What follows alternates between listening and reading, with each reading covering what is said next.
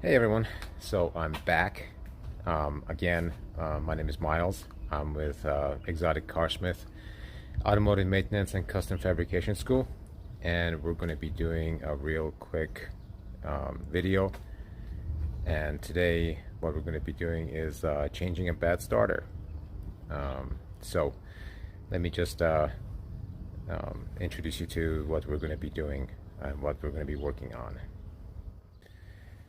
So this is a 1999 Buick Century, probably one of the most boring cars ever created. But the good thing about it is that it is extremely reliable. When you do find them, they usually have very low mileage. Turns out that they pretty much all been owned by older people who don't drive that much. So you can find them in good conditions with very low mileage, and they will last forever if you take care of them. So, like I said, what we're going to be doing is this car has a bad starter, so that's what we're going to be changing. Where to find the starter? Most cars, you're going to have to get underneath the car because you can only access it from the bottom of the engine. Some cars will have it located somewhere in the top portion of the engine compartment. It will always be on top of the transmission, right up against the engine. If it is on top, you're going to have to remove some other stuff to get to it. Most of the time it will be the air box right here, along with the air intake. The most screwed up one that I know of is late 90s, early 2000 Cadillac North Star engines. Now, they were fantastic engines, but some engineer decided that it was a good idea to put the starter in the engine valley underneath the intake manifold. So it's right inside there. So you basically had to disassemble the entire top side of the engine just to get to the starter. So thanks for that, engineers. Don't really know who the hell thought of that, but I'm sure they had a good reason for it. But as far as mechanics go, for people like us, it is idiotic, to say the least. So what you're going to need, you're going to need a jack, couple of jack stands to prop up the car, to set the car down on, so that when you're underneath it doesn't fall on you, and just some very basic tools. Just a basic ratchet and socket set, and maybe some wrenches. That is all you're going to need. This is not a very involved repair, so basic tools, basic safety, and you should be able to accomplish it absolutely no problems. So let's get to it.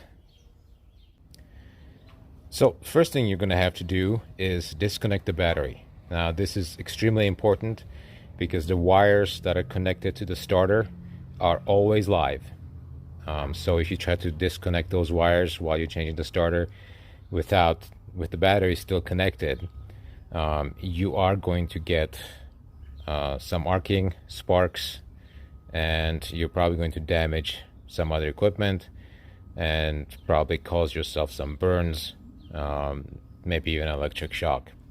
So always make sure you disconnect the battery. For that, all you need is a wrench or a small socket and a ratchet, and you disconnect one of the battery terminals.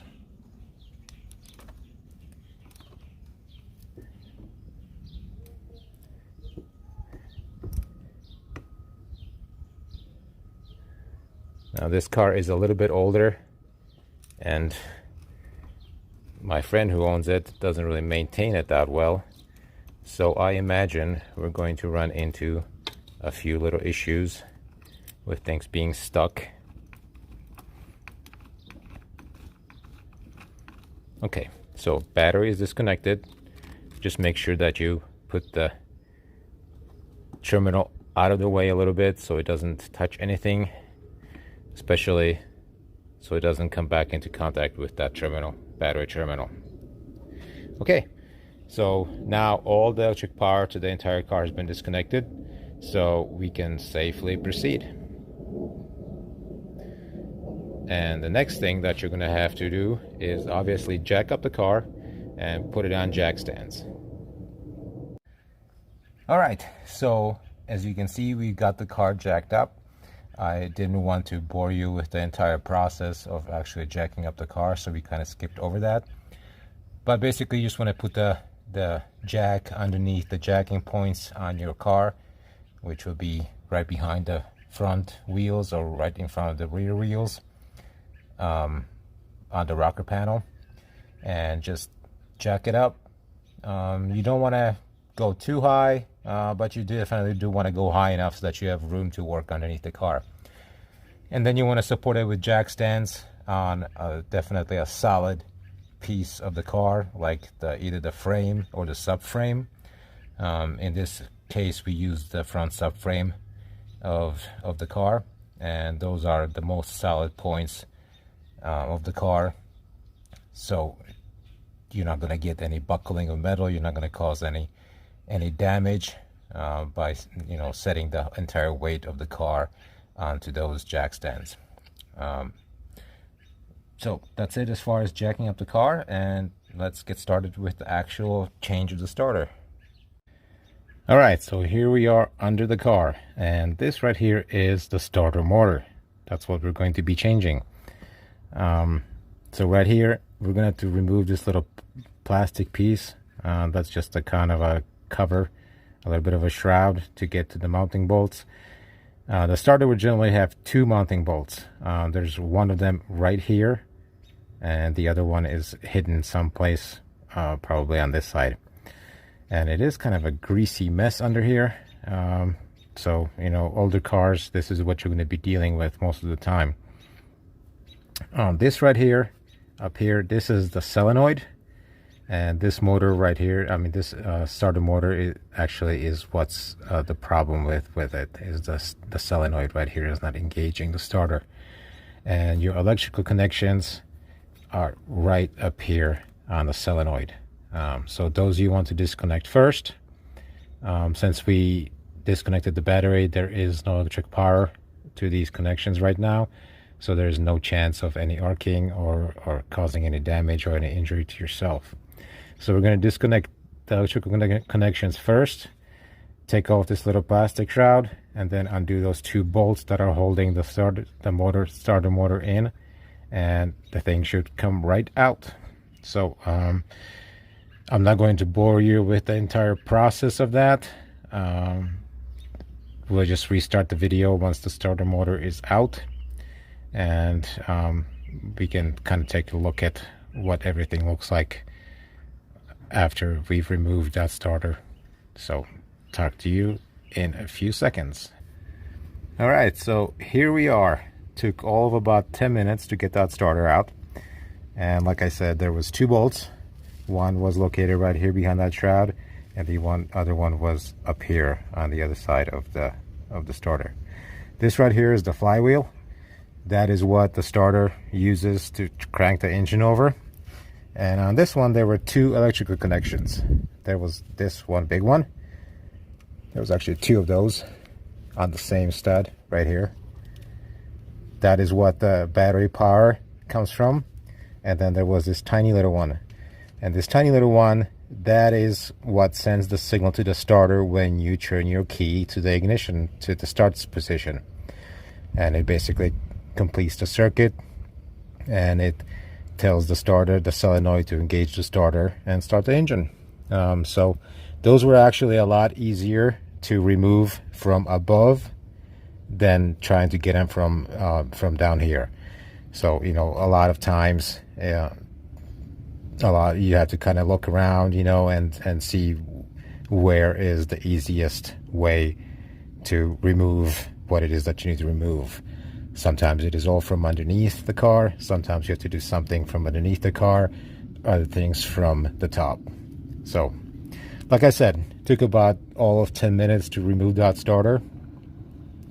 So it is definitely a very, very simple repair that you can do yourself in just, a couple hours in the afternoon.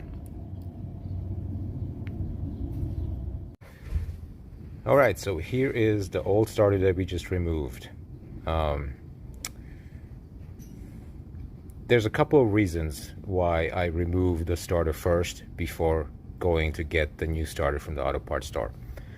One is because there is what's called a core charge. What that means is that when you turn in the old bad starter, they will give you a discount on the new one. So there is really no reason, to be making two trips, one to pick up the starter and then another one to go get your core charge back. So if you just bring the starter with you to start with, it just, like I said, it saves you a trip. The other reason is that if you're not 100% sure that the problem is the starter, they will test it for you. So if you have it with you, they can hook up to their test stand and do a quick little test on you and tell you if the starter is bad or not. So again, saves you some headaches, extra trips to the store. So like I said, it's always best just to remove the starter first and take it with you to the auto parts store. So what we're going to do now is run to the store, get a replacement starter, and put that thing back in. Talk to you soon. All right, so I'm back. Here we have the new starter. It's actually a remanufactured starter. It's a cheaper option.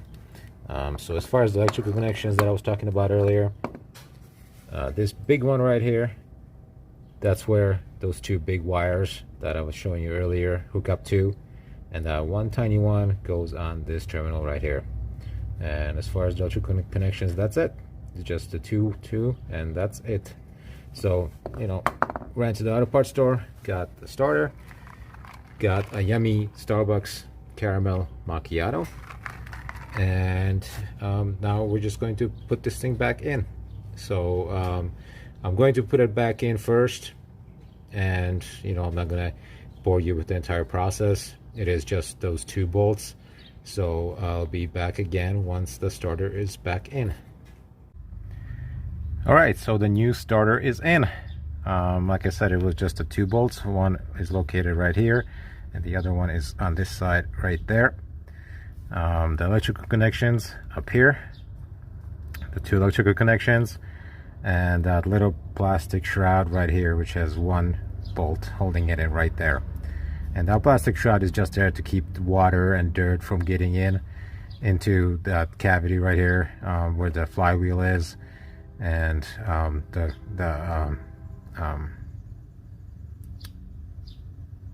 I just skipped my mind.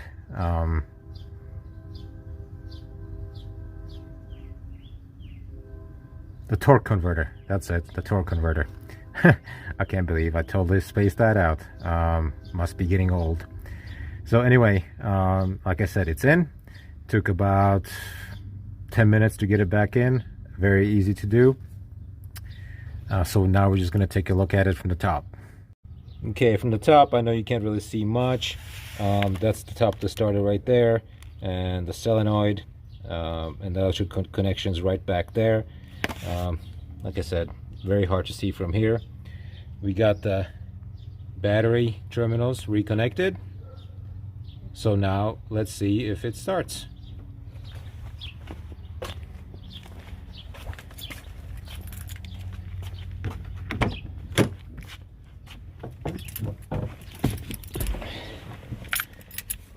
Okay, keys in.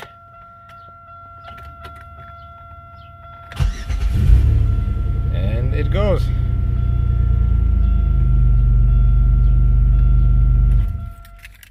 Okay, so that's another successful job done.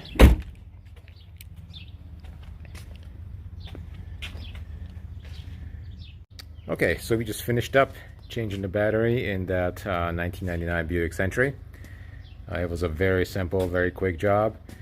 In between pulling the starter out, going to the auto parts store, picking up a new one, Starbucks run, and then coming back here and putting it back in, it was probably just under an hour.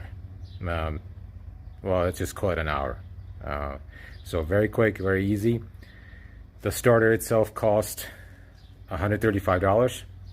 So if you compare that, if you took it to a repair shop to have this done, probably about $400 or $500 to have it done.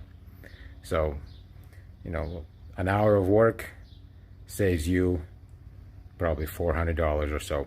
So just a little,